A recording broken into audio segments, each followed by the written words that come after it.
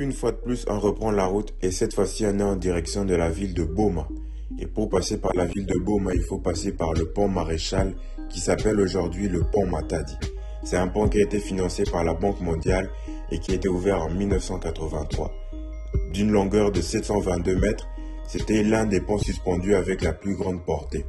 Aujourd'hui, nous traversons ce pont pour atteindre la ville de Boma.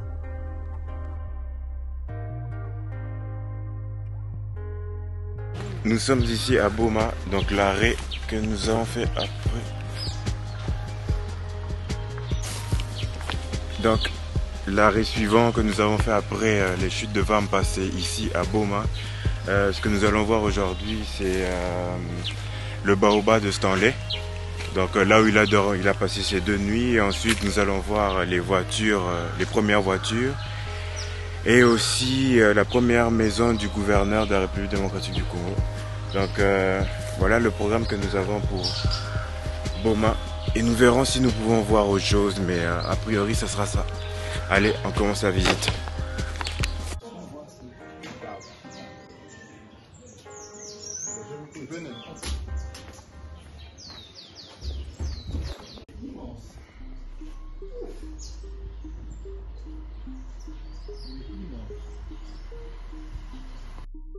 Avant d'écouter les belles explications de ce monsieur, nous devons d'abord contextualiser la situation.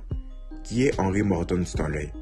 Oui, ce monsieur que vous voyez apparaître sur vos écrans. Qui est-il?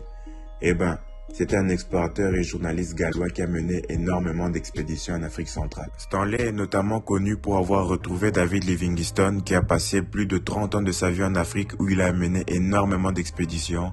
Il a exploré le continent et cartographié des régions inconnues. Pourquoi je parle de ces 2 personnages? En fait, Livingstone avait été porté disparu depuis plusieurs années en Afrique centrale. D'abord, Stanley a été envoyé une première fois par le New York Herald en 1871 pour retrouver Livingstone, qu'il va d'ailleurs retrouver. Ensuite, Stanley sera envoyé par le roi Léopold II de Belgique, qui cherchait à établir une colonie belge dans la région. Stanley a été engagé pour diriger une expédition d'exploration du fleuve Congo en 1874 qui a duré environ 2 ans et il a parcouru plus de 6000 km à travers l'Afrique centrale. Cette expédition a établi la présence belge dans la région et a permis à Léopold II de revendiquer le territoire comme propriété personnelle, ce qui a conduit à la création de l'État indépendant du Congo. C'est lors de ce 2e voyage que Stanley va repasser par l'endroit où il avait vu auparavant Livingstone. Il va retrouver Livingstone, mais cette fois-ci décédé.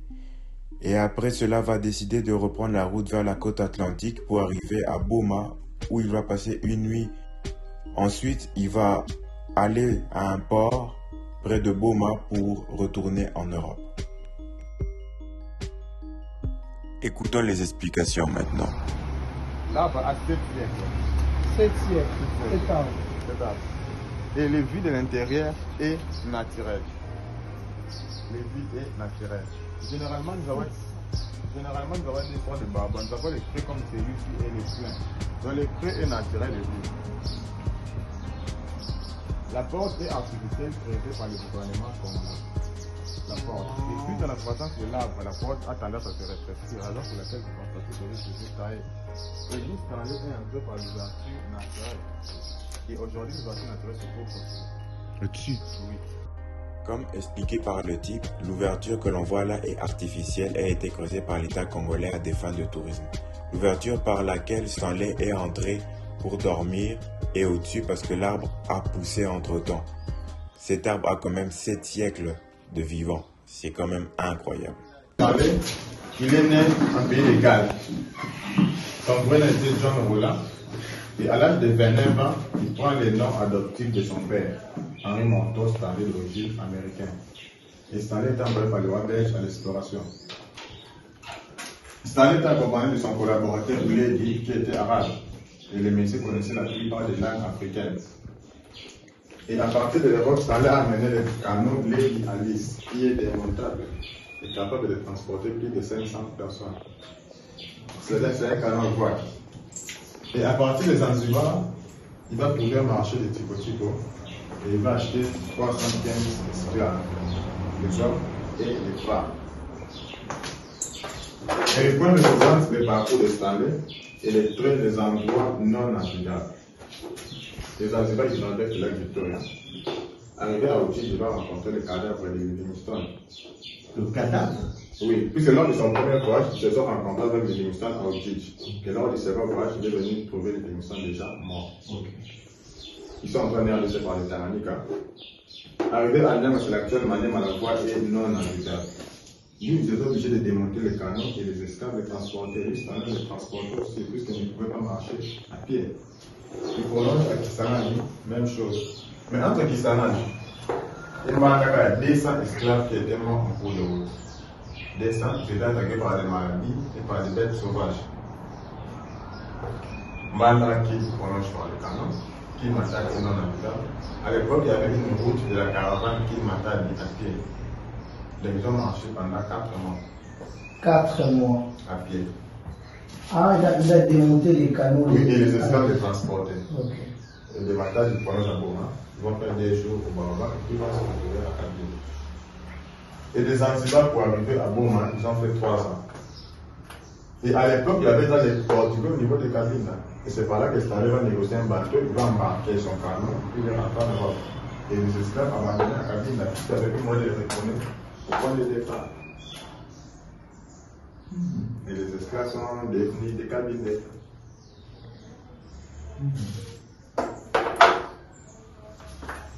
J'ai des questions. Ça veut dire qu'il a commencé avec 300 esclaves.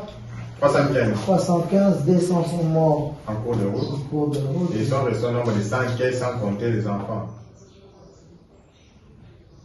Donc les esclaves se sont coupés entre eux en cours de route. Ok.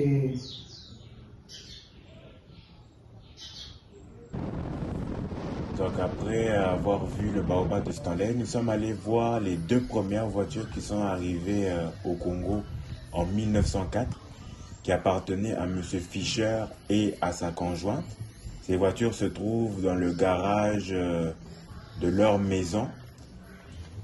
Malheureusement, ce patrimoine est laissé à son triste sort dans le garage de cette maison qui est elle-même totalement abandonnée.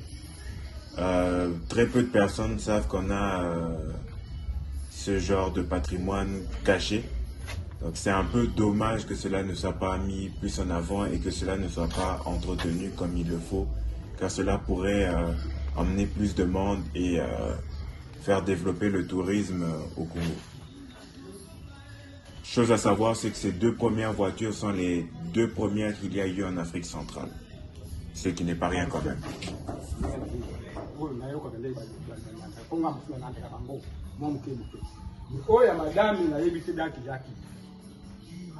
Parce que oh, il y a autant de après moi c'est né à Landi. Là il y a voiture on peut aller bien. Ah ça c'est allemand. Ah. Ça c'est allemand.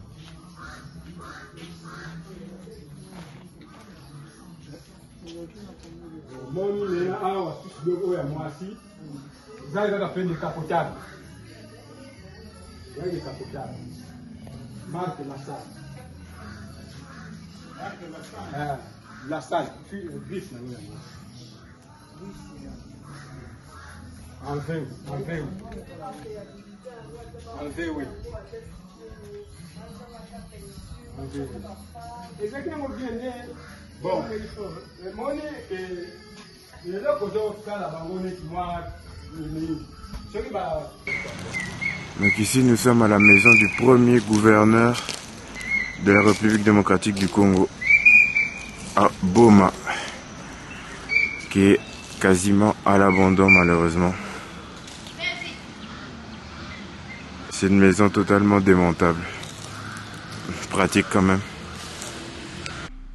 Camille Janssen, belge de nationalité, était le premier gouverneur général de l'État indépendant du Congo, nommé par le roi Léopold II, et sa résidence était celle que vous voyez ici actuellement, donc qui était à Boma, capitale de facto de l'État indépendant du Congo jusqu'en 1926, date à laquelle où Léopoldville est devenue la nouvelle capitale. Aujourd'hui, Léopoldville s'appelle Kinshasa. Ce qu'il faut savoir, c'est que Boma était un port important sur le fleuve Congo et était aussi un centre administratif important pour la colonie belge. Janssen, qui vivait à Boma, avait également une résidence secondaire à Kinshasa où il passait quelques jours pour des raisons de visite par exemple.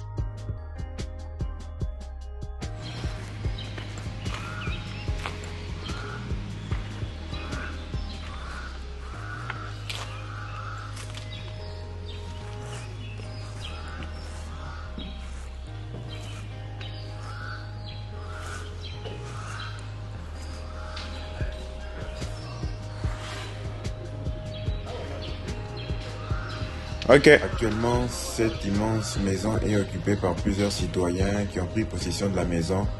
Donc il ne sera pas possible pour moi de vous montrer l'intérieur de cette maison, puisqu'il y a des personnes qui y vivent. La maison est complètement à l'abandon. C'est dramatique.